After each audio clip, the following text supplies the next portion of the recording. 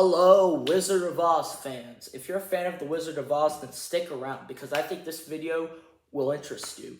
Because as we all know, last month we finally got to see the first trailer for Wicked 2 for Good. And that movie is coming out this November as the sequel to the previous movie titled Wicked.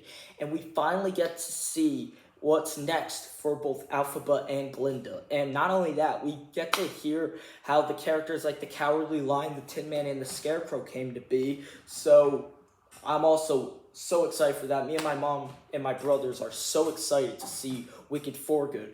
But there wouldn't be a Wicked series without the series that started it all, and that is L. Frank Baum's The Wizard of Oz. Now, it was a book that was published in 1900, and it is widely considered as to be a classic in children's literature. And fun fact, last year, I actually already made a video talking about deadly fun facts about The Wizard of Oz that will ruin your childhood. But due to the release for Wicked for Good, I think it's necessary that we repeat fun facts about The Wizard of Oz. So, if you're a Wizard of Oz fan, stay tuned, because in this video, you are going to learn fun facts I bet you may have not have known about the 1939 musical, The Wizard of Oz, starring Judy Garland. So, let's get into it. Alright, now, first off, we need to talk about this, one of the most iconic scenes in the film was the snowing scene. And where does that pop up? In the Poppy film. In the Poppy field scene, of course. And it turns out that the snow was made of asbestos that is known to cause cancer. Its cancerous side effects were discovered back in the 1920s, but as you may have not have known, that didn't stop movie promotions to quit using them as decorations, as it was fireproof and it looked just like the real thing.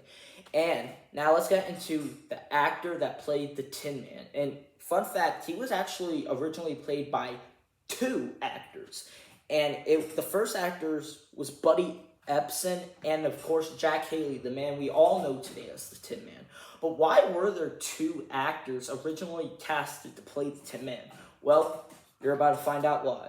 Now, both Buddy Ebsen and Ray Bolger were cast to play the Tin Man and the Scarecrow. Ray Bolger was originally picked to play the Tin Man, and Buddy Ebsen was picked to play the Scarecrow. Although Ray Bolger has always dreamt of playing the Scarecrow because of his nature and his characteristics, he thought that he would be the perfect choice to play the character. And so him and Buddy Ebsen convinced the director Victor Fleming to have them switch roles. So they did. Ray Bolger was the Scarecrow, and Buddy Ebsen was cast to play the Tin Man. Although it turns out that the makeup that Buddy Ebsen was wearing for his Tin Man role had aluminum and lead in it. And it turns out that Buddy Ebsen was actually allergic to aluminum and lead. And one night, his wife saw him not breathing. And so he had to be taken to the hospital, spending 6 weeks under an oxygen tent. And so he needed to be replaced by none other than Jack Haley, the man we all know today as the Tin Man. Although he got harmed from the makeup as well, because the aluminum powder turned out to be a deadly aluminum paste. And it got into Jack Haley's eyes, and he had to be hospitalized for about a week in order to save his vision. And the Cowardly Lion suit that Burt Lahr wore was extremely hot to wear because it weighed more than 50 pounds. And it was made with real lion skin suit and hair. And even though it was air dried every night, people complained about its awful smell. And Lahr had to remain in the heavy lion skin suit all day. So by the end of filming, he was completely drenched in sweat. And we need to talk about the actor that suffered the most on the set of The Wizard of Oz, and that is Margaret Hamilton, who plays the villain in the movie The Wicked Witch of the West, who was probably considered as one of theater's and if not its most greatest villain of all time that has haunted kids for decades. But Margaret Hamilton said that this experience as this iconic villain was a nightmare, and it definitely felt wicked. I'm sorry about that. Anyway, but yeah, let's get into her experiences on set as the Wicked Witch of the West. Now, in the Munchkinland scene, after she says, "I'll get you, my pretty, and your little dog too," as we all know, she exits in a gulp of flame and fire and smoke. Although it turns out that she was still on the floor when the fire took off, and those were real flames that were exiting in that scene, and she was still in that same spot. And she received second-degree burns to her skin, and she had to be sent to the hospital for 6 weeks to recover. And after that, she refused to do anything else that involved smoke or fire. So they had her stunt double do the skywriting scene for her when they wrote "Surrender Dorothy" in the sky. Although the stunt double went crash into the stage floor, and her leg was in really bad shape, and she had to be sent to the hospital as well to recover. And not only was the fire causing Margaret Hamilton problems, it was also her deadly green makeup that contained copper. And by the end of filming, she had so much of it in her pores that her skin had a greenish tint for about 6 months after filming was over. And not only that, let's get back into the fire, because this isn't the only time we see fire in the scene. As the throne of the Great Oz, the throne kept catching on fire, and they had to have a fireman on set all day in case one of the set pieces had burst into flames. But now, let's get into the main character of the film, Dorothy Gale, played by the iconic Judy Garland. Now, Judy Garland wasn't the first choice to play Dorothy. It was originally going to be Shirley Temple, who was a famous on-stage comedian and entertainer at the time, although she was only a little girl, although she was originally cast to play Dorothy, since Dorothy is a littler child, although her audition didn't go well, and she was then recasted by none other than 17 or 16-year-old Judy Garland. Although Dorothy is a younger child, and Judy Garland was reaching an adult form, so she was 17. So to make her look younger, they had to have her go on a really strict diet. She had to endure chicken soup, black coffee, and cigarettes, and they even had to tape her breasts down to make it look like she was younger. And not only that, during the lion entrance in the jungle, Judy Garland could not stop laughing. And so director Victor Fleming found a way to make her stop. He went on set, slapped her on the cheek, and said, "Now go in there and work." And later on, he felt so bad that he told the crew to punch him in the face. But instead, Garland planted a kiss on his nose. Weird. Yeah, weird.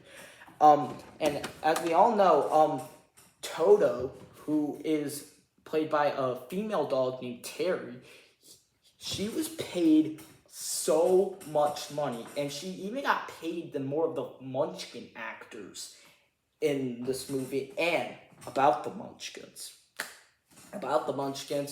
In Judy Garland's ex-husband book, My Life with Judy Garland, he explained that the Munchkins would torture her and treat her like she was like they treated her like molesting, like Jeffrey Epstein, basically felt like Jeffrey Epstein.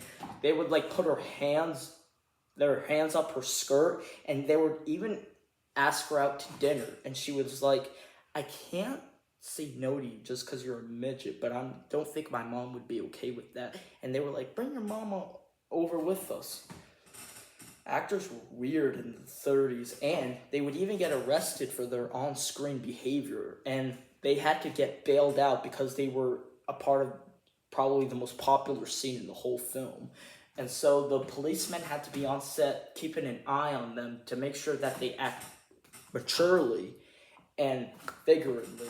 And the Munchkin that says that the witch, because the people of Munchkinland needed to make sure that the Wicked Witch of the East was morally, physically, and spiritually and undeniably dead. And the guy that said that he's really most sincerely dead, that was the only acting scene that he was a part of, but it's one that he was be remembered for the rest of his life. And yeah, those are fun facts that I know about 1939's The Wizard of Oz. And just so you know, I hear a lot of rumors online that say if you look in the background when the Tin Man, the Scarecrow, and Dorothy are walking down the yellow brick road, they think they see a Munchkin hanging themselves. And people keep asking, did a Munchkin actually hang himself in the background of that scene? The answer is no. It turns out that the filmmakers wanted to add real live animals in the background. They added animals such as birds, flamingos, and all sorts of birds. So, as you can see, the thing walking in the background wasn't a munchkin hanging himself.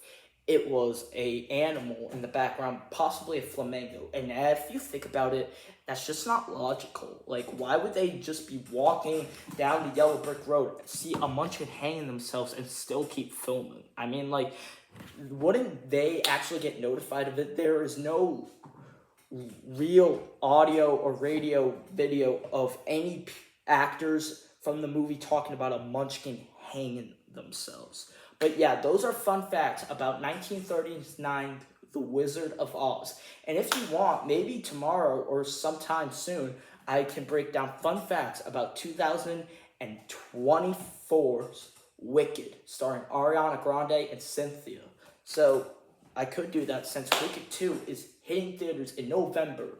And if you guys enjoyed this video, give it a big thumbs up, subscribe if you're new, and tap the notification to be a part of the notification gang, and continue this journey with me as we walk down Yellow Brick Road. And make sure we don't get hit by a tornado and crash in a strange land.